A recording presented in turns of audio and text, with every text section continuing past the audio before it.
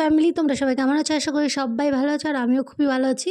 তো পাশের বাড়ি কালী পুজো ছিল, আমার একটা ভাইয়ের বাড়ি, মানে ভাই বলতে পারো বন্ধু, একসঙ্গে পড়াশোনা করেছিলাম। তো দেখো আমি মায়ের জন্য কী নিয়ে এসেছি।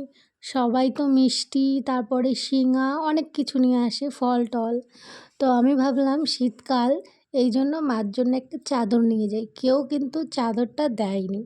তো সবাই অনেক প্রশংসা করেছে, আর আসলে তো আমি প্রশংসার জন্য তো নিয়ে যাইনি, আমি মায়ের জন্য নিয়ে গেছি। যে সবাই মিষ্টি নিচ্ছে, সিঙা নিচ্ছে, তো আমিও কেন ওইটা নেবো, আমি অন্য জিনিস নিই।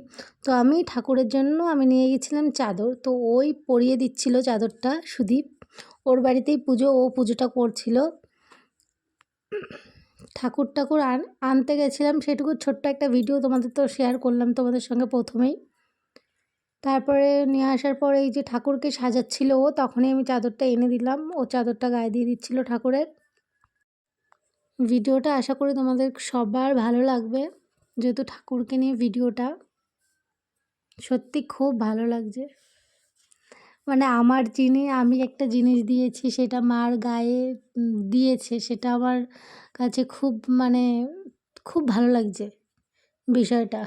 আশা করি ভিডিওটা ভালো লাগলো। লাইক, কমেন্ট, শেয়ার আর চ্যানেলটাকে প্লিজ সাবস্ক্রাইব করে দিও। খিচুড়ি খেয়ে বাড়ি চলে যাই। Tata, bye bye.